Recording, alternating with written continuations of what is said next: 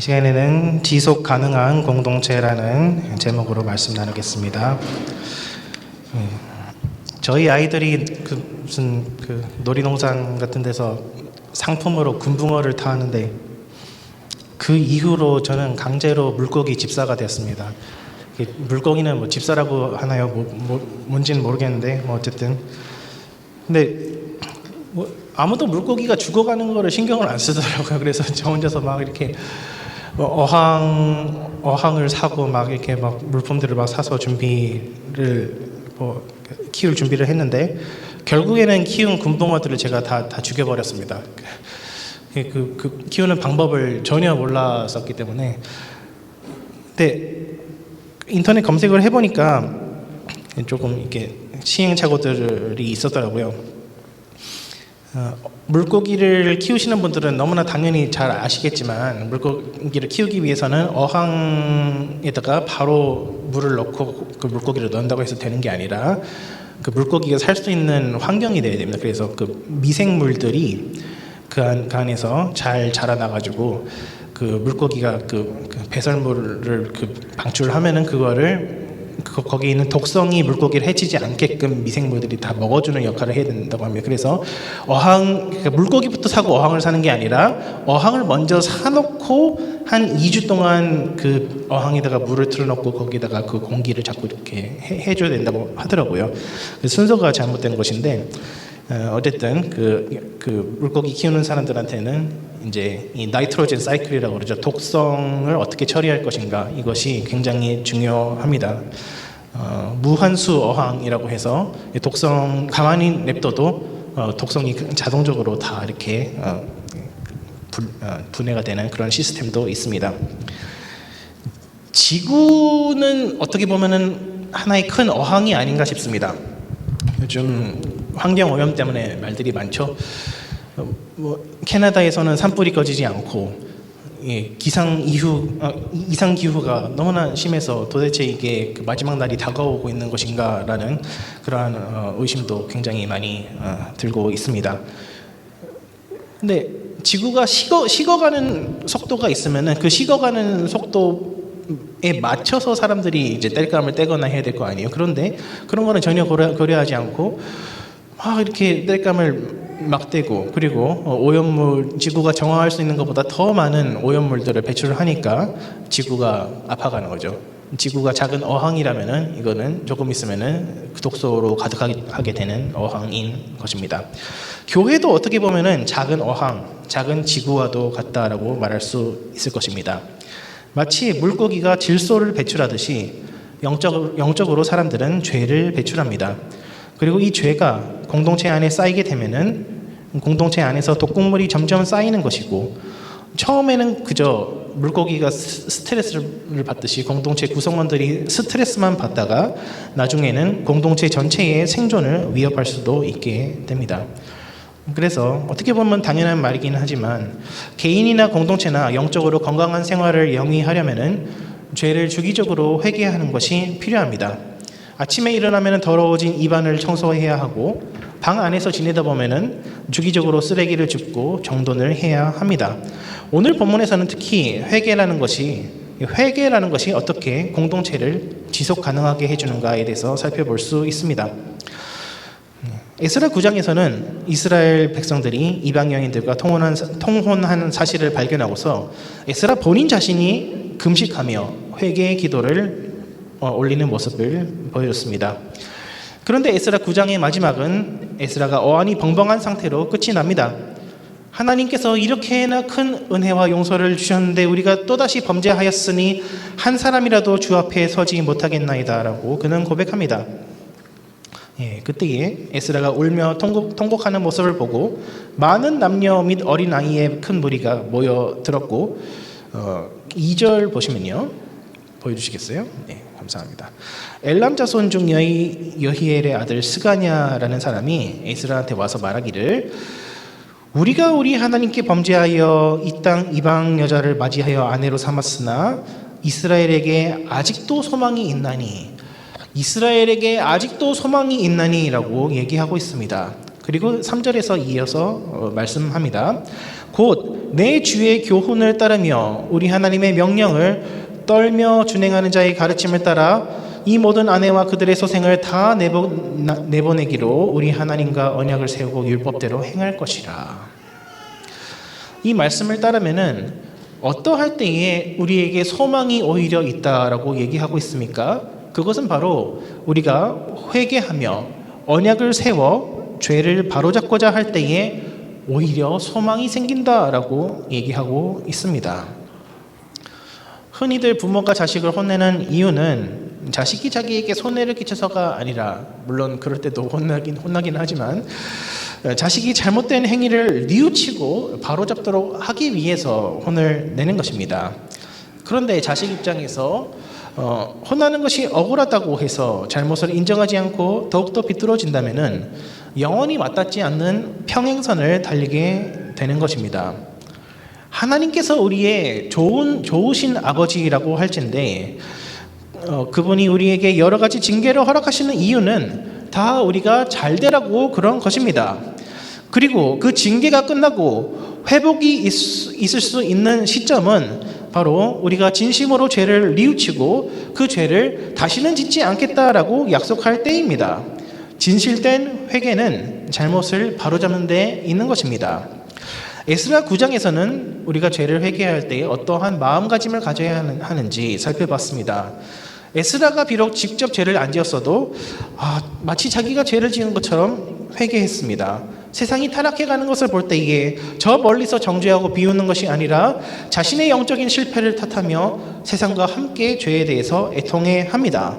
그런데 오늘 본문인 에스라 10장에서는 거기서 더 나아가서 죄에 대한 실제적인 해결 방안이 나오는데 그것은 죄 지은 사람들이 진실된 회개의 증거와 재발 방지 약속을 해야 한다는 것입니다. 맞아, 우리 모두 죄인이야 라고 인정하는 데서 끝나는 것이 아니라 누가 무슨 잘못을 했는지 정확히 지적하고 그것을 고치지 아니하면 공동체의 일원으로 심지어 받아주지 않겠다라고까지 하고 있는 것입니다. 8절에 보시면요, 회개 운동에 동조하지 않으면 사로잡혔던 자의 모임에서 쫓아내리라 라고 되어 있습니다. 그리고 이스라엘 회중 측에서 먼저 에스라에게 이것을 요청했습니다. 이는 당신이 주장할 일이니, 4절에요, 이제 일어나소서 우리가 도우리니 힘써 행하소서 하니라. 그러니까 이스라엘에게 오히려 소망이 있었던 이유는 이 회개 운동, 이것을 서포트하는, 지지하는, 옳다고 지지하는 수많은 이스라엘 백성들이 있었기 때문입니다. 에스라는 모인 온 포로 귀한 공동체에게 이렇게 얘기합니다. 너희는 하나님께 영광을 돌리라. 9월 22일에 이스라엘 백성들이 성전 앞에서 다 모이게 되고, 그날에는 또 이스라엘 달력상 겨울이라서 비가 추적추적 겨울비가 내리고 있고, 사람들은 에스라가 무서워서도 떨기도 하지만 또 비가 추워서 떨기도 했다고 합니다. 그 가운데서 에스라는 11절에 한번 보여주시겠어요? 네. 이제 너희 조상들의 하나님 앞에서 죄를 자복하고라고 되어 있습니다. 그런데 여기서 죄를 자복하고라는 표현은 히브리어 원문상 이제 나탄 토다라고 해서 하나님께 영광을 돌려라 혹은 하나님께 감사를 드려라 라고 하는 얘기입니다. 이 표현은 구약 성경에 딱 한 번 더 나오는데 바로 여호수아서에서 아간이라는 사람이 여리고성에서 물건을 훔쳐가지고 자기 것으로 이제 훔쳐놨을 때 여호수아가 아간에게 지적합니다. 너는 하나님께 영광을 돌려라. 너는 하나님께 감사를 드려라. 라고 되어 있는데 번역을 하면은 하나님께 죄를 자복해라. 라고 되어 있습니다. 여기서도 마찬가지로 너희는 하나님께 영광을 돌려라. 너희는 하나님께 감사를 드려라. 라고 해놓고 무슨 일본말도 아니고 쓰기는 이렇게 쓰고 그 읽기는 죄를 자복하라. 라고 되어 있는 것입니다. 이게 어떻게 연결이 되는 건지 조금 이따가 설명해 보기로 하고요. 우선 여기서 드러나는 첫 번째 의미는 참된 회개는 하나님께 영광 돌리는 사람만이 할 수 있다는 것입니다. 하나님께 영광 돌리는 사람만이 회개할 수 있습니다.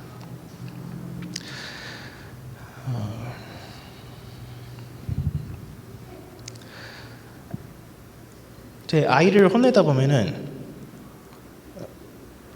이 아빠가 나를 왜 혼내지라고 그러면은 애가 끝까지 반항을 하는데 자꾸 설명을 하고 이렇게 하면은 너가 이러한 인생을 계속해서 살아가다 보면은 결국에는 너 인생이 망가질 거야라고 이렇게 풀어서 설명해서 너의 유익을 위한 것이다라고 설명을 하면은 그때서야 이렇게 받아들입니다. 그러면은 또 부모님이 그렇게 얘기해 주는 데에 대해서 감사하게 느껴지고 그 혼내는 것들이 마음속에 쏙쏙 박히는데 그런 일들이 자주 일어나진 않더라고요. 네. 어쨌든 하나님께 영광 돌릴 때만 우리는 참된 회개를 할 수 있습니다. 근데 이스라엘의 죄는 하나님의 영광이 아닌 세상의 영광을 따르는 것이었습니다. 어떤 학자들은 이야기하기를 그 10장 후반부에 나오는 그 사람들의 명단 목록을 보니까 좀 잘 사는 사람들 위주로 죄를 지었다라는 것을 지적을 하더라고요. 소위 느디님 사람들이라고 해서 성전에서 종으로 봉사하는 사람들은 한 명도 이방 여인과 결혼하지 않았다라는 점을 들어서 이방 사람들이 아무래도 좀 세상적으로 더 잘 나가지 않았을까요, 그렇죠? 가나안 땅에서 오랫동안 그나마 살고 있었던 사람들이 그 이방 사람들이고 자기네들은 포로로 포로로 끌려갔다가 다시 돌아왔으니까 굉장히 좀 사회적인 약자에 속해 있는데, 그러니까 제사장들과 레위 사람들과 그 이스라엘의 지도자들부터 이방 여인들과 통혼하는 것이 굉장히 사회적으로 유리하다라고 아마 생각했던 것 같습니다. 그래서 우리 가문이 살고자 하려면, 우리 공동체가 살고자 하려면은 이 사람들과 친해져야 된다라고 생각했던 것입니다. 그런 상황 가운데 에스라는 이스라엘 사람들에게 오직 하나님께만 영광을 돌려라, 너의 죄를 자복해라라고 요청합니다. 그리고 하나님 말씀 앞에 두려워 떠는 회중이 이 일을 도와줍니다. 아무리 성전 재건의 주축이 되었던 그런 여호수아 제사장의 가문 집안 사람들이라고 할지라도 가차 없이 너희는 하나님께 영광 돌려라, 우리가 두려워해야 할 것은 사람이 아니라 하나님의 말씀이다라고 얘기하고 있습니다.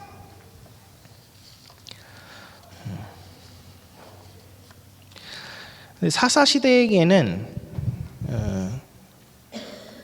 죄를 회개하십시오, 당신이 이런 죄를 지었습니다, 회개하십시오, 회개해야 됩니다라고 했을 때 사사기에서는 이렇게 반응하지 않습니다. 그러니까 오늘 에스라 본문에서는 예, 우리가 회개하겠습니다라고 해서 회개한 사람들의 이름의 목록이 쭉 나오는데, 사사기에는 어떻게 해요? 베냐민 사람 중에서 이렇게 무리를 일으킨 사람이 있어가지고 그 사람 끌어내라, 우리가 좀 혼 좀 내줘야 되겠다라고 하니까 베냐민 사람들이 얘기합니다. 네가 뭔데 우리 베냐민 형제를 치려고 해? 라고 하면서 오히려 베냐민 그 죄 지은 사람을 감싸고 듭니다. 그러니까 근데 그 베냐민 사람이 지었던 죄가 너무나 큰 것이었기 때문에 베냐민 지파와 여라 지파는 내전 상태로 진입하게 되는 것이죠. 우리가 하나님이 아닌 사람을 따르게 되면은, 하나님이 아닌 사람에게 영광을 돌리게 되면은 진리가 사라지고 정치적인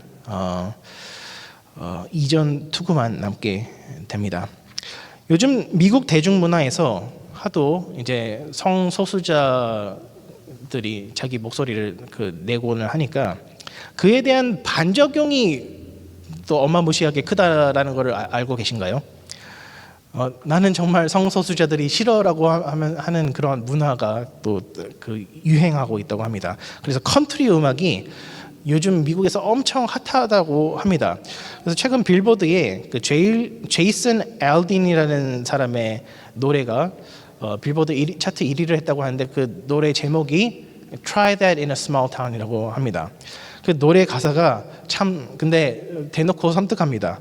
너네는 도시에서나 그럴 수 있지 작은 동네에 와서 어디 한번 그렇게 해봐. 여기 총 갖고 있는 사람 엄청 많아. 근데 노래 가사에 그렇게 써 있습니다. 그리고 실제로 미국 남부에서는 인민 재판의 역사가 비교적 최근까지도 발견됩니다. 1950년대, 60년대에까지도 법정 재판 없이 그 동네 주민들이 알아서 직결 처분을 하는 그런 린칭 트리가 있었다고 합니다. 그러한 법으로 해결할 수 없는 걸 총으로 해결하겠다라는 정신은 오늘날까지도 미국 대중들의 인기를 끌고 있는 것입니다. 5만 명 남짓 되는 포로기한 공동체가 이방인이 정치 경제의 주도권을 쥐는 곳에서 어떻게 하면은 지속적으로 생존하고 번성할 수 있을까요? 특히나 제사장과 레위인들 가운데서 많은 사람들이 이방 여인과 통혼한 상황 가운데서 그들의 죄를 회개시키려고 할 때에 잘못하면 오히려 공동체가 무너질 수도 있습니다. 에스라는 예루살렘에 도착한 지 겨우 4개월밖에 되지 아니하였고 거기서 살고 있던 1차 포로 귀환자들은 이미 60년가량을 그 땅에서 지내왔습니다. 만일 에스라 혼자서 공동체의 죄 문제를 해결하려고 했다면 하지 못했을 것입니다. 그러나 에스라의 곁에는 하나님의 말씀에 두려워 떠는 수많은 군중들이 있었습니다. 이러한 상황 속에서 하나님께 영광 돌린다라고 하는 것은 공동체적으로 죄를 바로잡을 용기를 가지는 것을 의미했습니다. 옳은 것은 옳다, 그런 것은 그러다라고 지적할 수 있는 용기를 가진 사람들이 많이 있었다라고 하는 것입니다. 어떤 실험에서, 사회 실험에서 길이가 다른 여러 가지 막대기를 앞에 두고 제일 짧은 막대기가 무엇인지 실험 대상자한테 묻습니다. 그런데 주변에서 그 실험 대상자한테 그 옆에 지나가면서 얘기하기로 두 번째로 짧은 막대기가 제일 짧다라고 한마디씩 다 이렇게 던지고 갑니다. 그 말을 들은 실험 대상자는 굉장히 그 동공지진을 일으키면서 내가 잘못 본 것이 아닌가라고 하면서 자기도 모르게 그 두 번째로 제일 짧은 막대기가 제일 짧습니다라고 얘기하는 경우가 굉장히 많다라고 합니다. 우리가 하나님이 아니라 사람을 두려워하게 되면은 진리를 말하지 못하게 될 뿐더러 죄를 죄라고 지적하지 못하게 되며 죄를 회개하라라고 말할 근거도 사라지게 됩니다.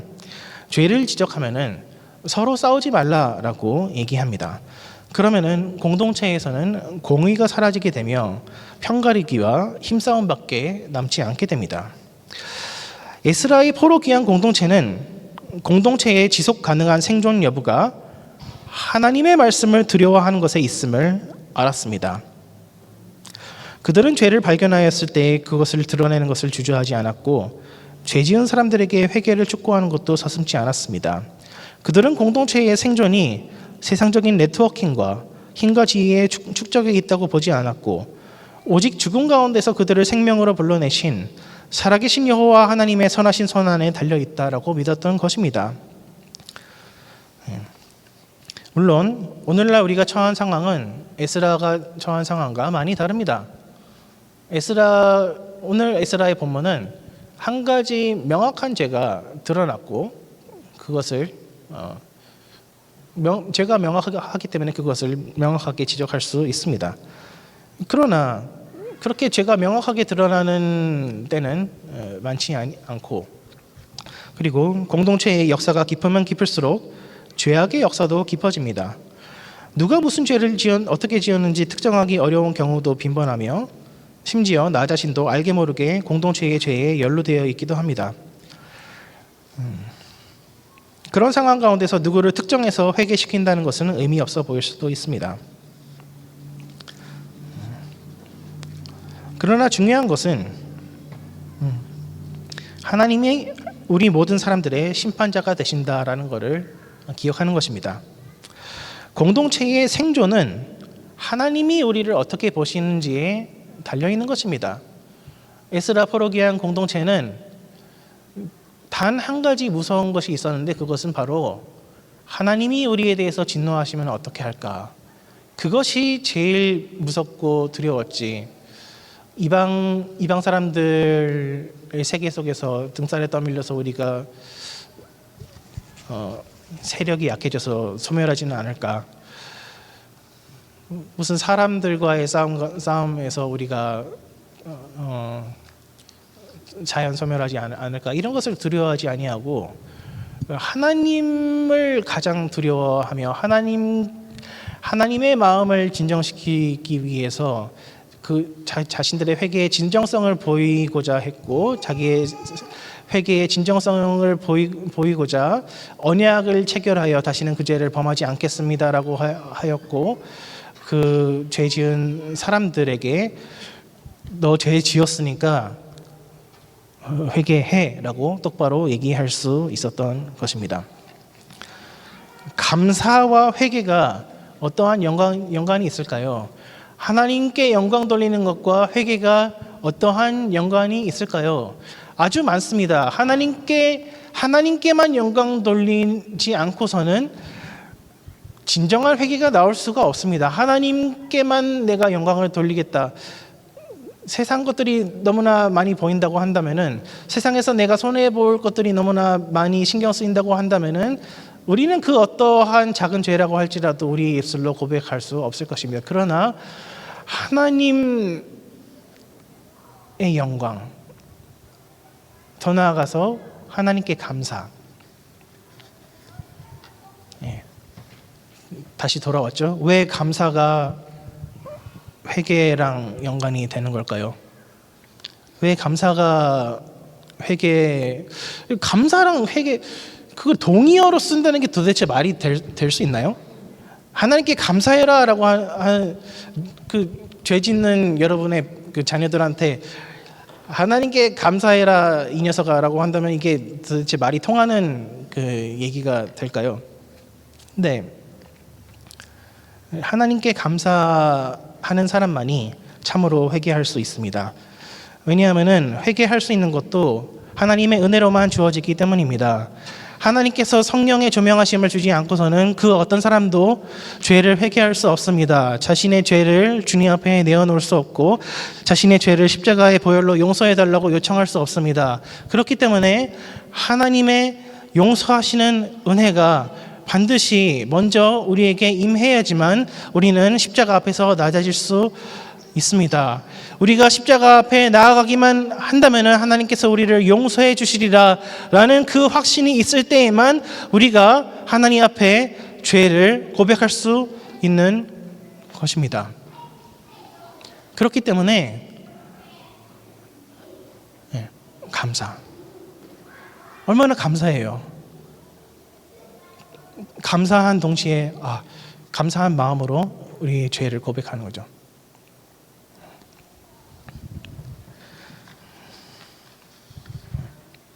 여러분은 감사하고 계신가요? 여러분의 마음 상태는 어떠십니까? 여러분의 입술에는 감사와 찬양이 넘쳐나고 있습니까? 아니면 불평과 불만이 넘쳐나고 있습니까? 세상에는 수많은 소리들이 있고 수많은 정죄하는 소리들이 있습니다. 그 소리들이 때로는 공평한 얘기이기도 하고 불공평한 얘기이기도 합니다. 그런데 나를 비판하는 소리가 올지라도, 나를 정죄하는 소리가 나에게 들려온다고 할지라도 여러분은 감사할 수 있느냐라고 하는 것입니다. 우리가 감사할 수 있는 이유는 바로 하나님께서 우리에게 모든 것을 주셨기 때문입니다. 아무것도 없어도 감사할 수 있는 이유는 우리가 자격 없는 죄인으로서 지옥에 떨어져야 마땅한 죄인이라는 것을 고백할 때에만 인정할 수 있는 것입니다. 나는 하나님께 별로 죄 지은 거 없어. 나는 평범한 삶을 살아 마땅해. 나는 적어도 평균 수준 이상의 삶을 살 자격이 있어 라고 말하는 것은 아직 하나님께서 어떠한 은혜로 우리를 용서해 주셨는지 깨닫지 못하고 있는 것입니다. 그것은 아직까지도 우리의 죄가 하나님 앞에서 얼마나 절대적으로 큰 것인지, 도무지 우리의 힘으로는 해결할 수 없는 것인지, 그리하여서 예수 그리스도의 용서의 그 보혈이 아니고서는 내 인생이 망했다라는 것을 인정하지 않는 상태인 것입니다. 그렇기 때문에 우리는 그 어떠한 비판의 소리가 들려온다고 할지라도 감사할 줄 알아야 합니다. 감사할 줄 알아야 되고, 그 감사가 우리의 입술에 있을 때에 또한 우리 입술에 자동적으로 회개가 흘러나올 줄 믿습니다. 그런 감사와 회개가 있을 때 우리는 세 번째로 면밀한 조사와 은혜로운 실행을 할 수가 있습니다. 이방 여인들과 그 낳은 자녀들을 내어 쫓는다라고 하는 에스라서의 결론은 어떻게 보면 너무나 잔인한 것은 아닌가 싶을 수 있습니다. 그래서 어떤 학자들은 이 에스라 때부터 유대교 민족주의가 태동했다라고 보는 사람들도 있습니다. 그런데 자세히 보면은 문제가 그렇게 간단하지는 않습니다. 에스라는 이제 모든 포로기한 공동체를 소집해가지고 이제 이방 아내들과 자식들을 내어 쫓으시오 얘기했습니다. 근데 그때 이스라엘 회중 가운데서 누가 얘기합니다. 에스라님, 당신의 말이 옳습니다. 그런데 지금 비가 너무나 많이 오고 있고 이 일이 너무나 이제 심각한 것이기 때문에 하루 이틀에 우리가 처리할 수가 없습니다. 그래서 시간을 두고 우리가 면밀히 조사한 후에 이 일을 시행할 수 있도록 해주십시오. 그래서 그 결과 한 서너 달 동안 면밀히 조사하여서 누가 과연 이방 여인과 통혼했는지 살펴보았습니다. 에스라가 모이기 시작했던 것이 9월 20일이고 조사를 마친 것이 1월 1일이었다고 하니까 3달하고 열흘 한 100일 정도 된 거죠. 그런데 5만 명 남짓 하는 포로기한 공동체에서 누가 국제 결혼했는지 안 했는지 이게 100일이나 걸쳐서 이게 조사할 일은 아니라고 저는 보거든요. 어쨌든 인종이 다르면 어느 정도 육안으로 확인이 가능하고요. 그런데 문제가 복잡해지는 것이 이미 1차 포로 기한했을 때부터, 그러니까 에스라가 오기 60년 전부터 많은 이방인들이 여호와 신앙으로 개종했다, 그리고 6월절에 참석했다라고 에스라 6장 우리가 보면서 살펴봤었잖아요. 그러니까 이미 성전 재건을 완성했을 때에 수많은 이방인들이 유대교로 개종하는 사건들이 있었는데 그 사람들에 대해서 문제 삼는 것이 아니라는 얘기예요.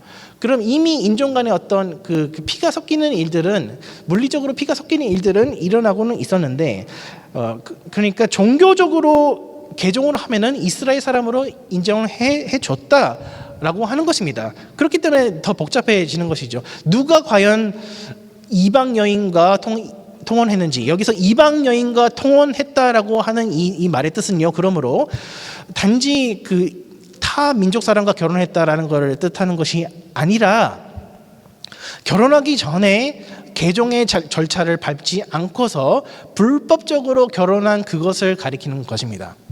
그렇죠? 왜냐하면 이전에 개종한 상황들이 기록되어 있으니까. 그렇기 때문에 이거는 면밀하게 조사를 해봐야 되고, 가정별로 이거를 했느냐 안 했느냐, 개종 과정을 거쳤습니까? 이거를 다 조사해봐야 되는 거예요. 그렇기 때문에 이 3-4달이라는 아주 긴 시간이 걸렸던 것입니다.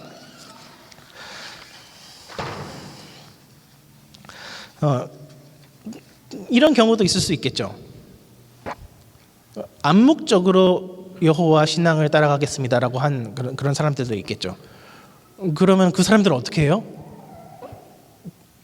성경에는 안 써 있죠.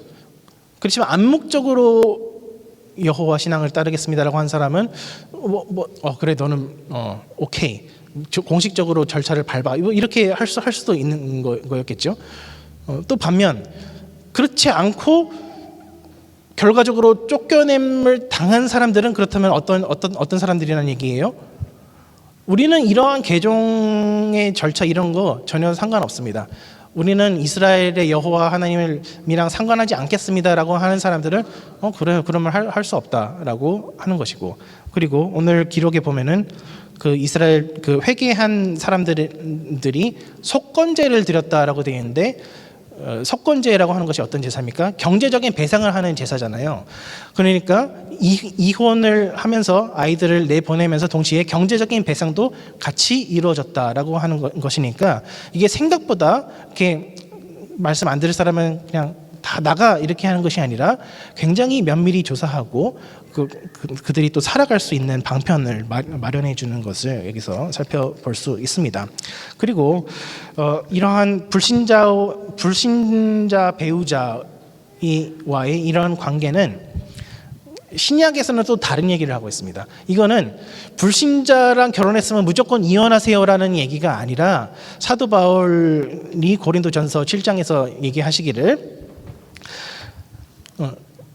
일단은 불신자랑 결혼하지 말라라고는 하지만 이미 결혼했으면 굳이 이혼할 필요가 없다.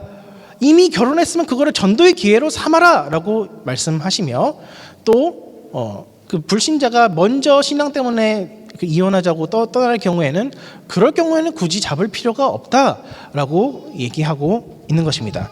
그러니까 오늘 본문은 결혼 생활에 대한 지침이라기보다는 공동체 안에서 죄를 발견하였을 때에 얼마나 조심스럽게 그리고 면밀하게 그 상황을 바라보고 최대한 공의롭게 사건을 해결해 나가는지 가르쳐 준다라고 할 수 있습니다. 에스라서는 이렇게 영적인 집안 청소, 영적인 회개 운동에 참여한 사람들의 이름을 나열하는 것으로 끝맺습니다. 이러한 결론은 그 한 성경책의 또는 한 책의 결론으로서는 굉장히 특이하다라고 할 수 있습니다. 누구가 이방 여인 아내와 그 자식들을 내어 쫓았더라. 그리고 그 다음 얘기가 없습니다. 조금 벙찌는 결론인데요. 마치 놀이터에서 빙글빙글 돌아가는 놀이기구를 힘차게 돌린 후 내어 던진 것 같습니다.